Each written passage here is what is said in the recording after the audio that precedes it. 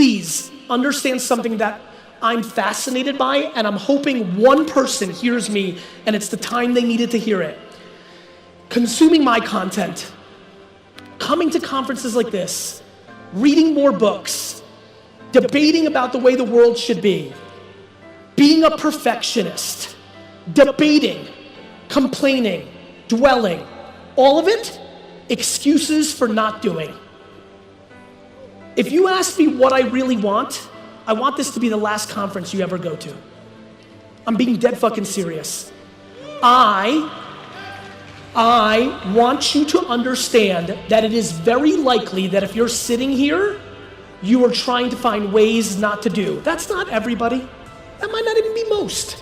But even if one person here uses reading 87 fucking mindset and motivation books and listening to 44 fucking podcasts and 13 fucking blogs and coming to 9 fucking things like this a year, if even one person here is doing that, and by the way, there's a lot more than one person here doing that, yeah, you're laughing because you know it's fucking true. Because you know it's fucking true, right? How many more fucking books do these people need to read? It comes down to doing. You can figure out how to market your business to accomplish all your fucking goals in life, whether that's to build a pool in your backyard or to buy the fucking jets, whatever it is in between, if you're actually willing to put in the work. You know what I do? I fucking work 15 hours a day. I fucking write my captions on my Instagram. I reply to your fucking DMs. I answer comments. I read my email. It's fucking work. You want the secret? It's called work. It's called work. And by the way, do not get confused here. You have to work to match the ambition coming out of your mouth. This is not about working 15 hours a day. You got family, you got other interests. You do you, but don't be a fucking hypocrite. Don't be full of shit. Don't tell me you're buying a fucking private jet when you're watching 4 hours of YouTube videos a day, because it's work. You have to figure out what you're trying to achieve and what you want, and then you need to put in the work that maps to that ambition. And I know somebody's sitting here and be like, yeah, Gary, you talk about hard work, but I work smart. I work smart too, and hard. Now what, dick?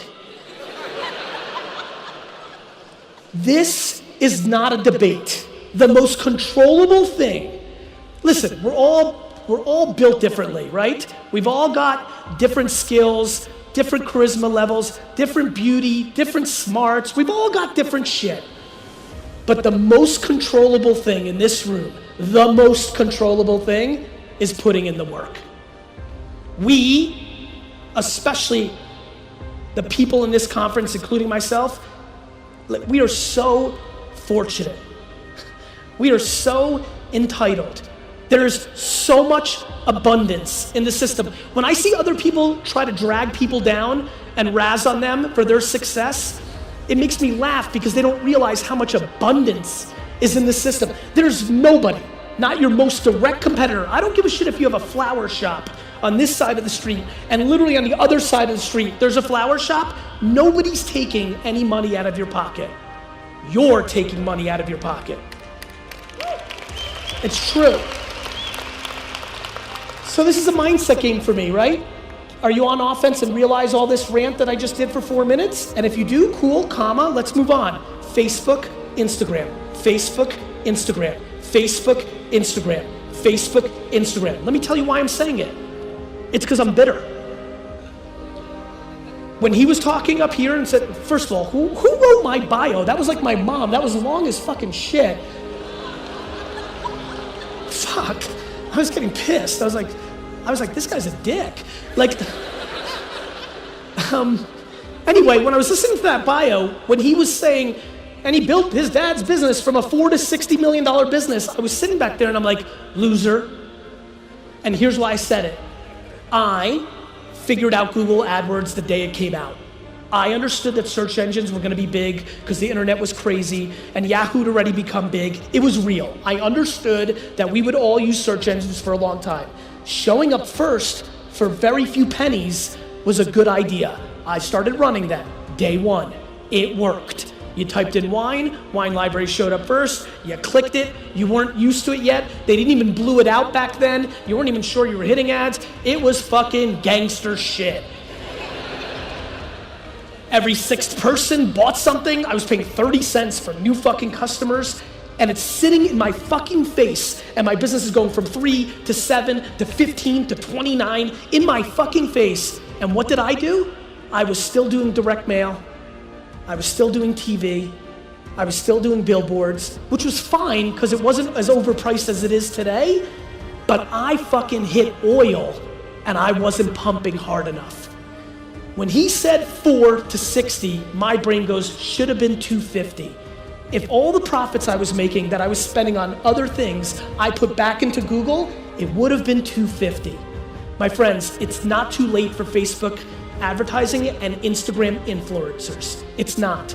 Is it as good as it was 36 months ago? It is not. Is it a hell of a lot better than it's gonna be in 36 months? It is. And it is at scale. There's nothing you do it. I love that somebody's sitting here and saying, yeah, but it doesn't work for my industry.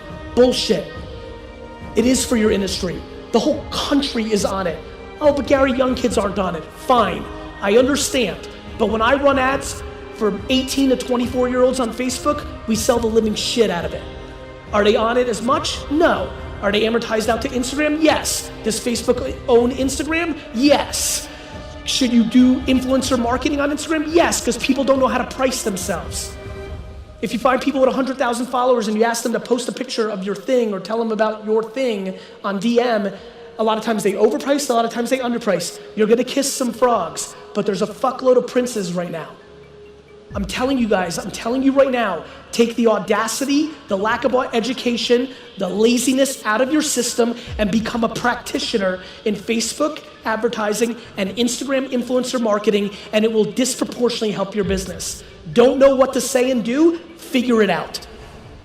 That's your job. You want the fruits and the benefits of winning? You gotta put in the work. You gotta lose some money, you gotta win some money, you gotta read some shit, you gotta try some shit. But here's the thing, you don't have to spend a lot to learn. You can run $100 worth of ads and look at what it teaches you.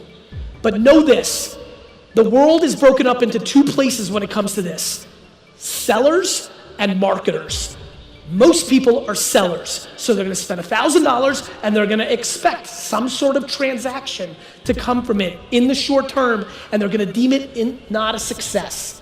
The key is to understand how to build a brand on these platforms so that the business comes to you, or there's a halo effect, a waterfall from the marketing. My personal belief over the last 2 decades is to bring the most value. I always tell people, don't listen to what I'm saying, watch what I do. I pump out ungodly amounts of content for free every day. I engage with my community every day. I'm not doing this for my health or kicks and giggles. I'm doing it because I want to win a fucking Super Bowl. Do you understand? I believe that the people that give the most value, do you know how weird it was when I started Wine Library TV in 2006? I did a YouTube show for the users that don't know. I really kind of broke out in the mid-2000s because of YouTube. I started a YouTube show and I would sit in front of a camera, drink 4 bottles of wine for 20 minutes, and hundreds of thousands of people watched it. It was great. Anyway, I would sell these wines in my wine store, and I would sit there and I would pan them.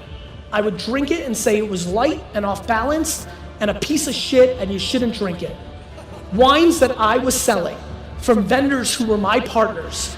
The reason I did that was the people in here that realize the actual game, which is in a world of the internet where there's an abundance of free information, the people that bring the most value to the audience win.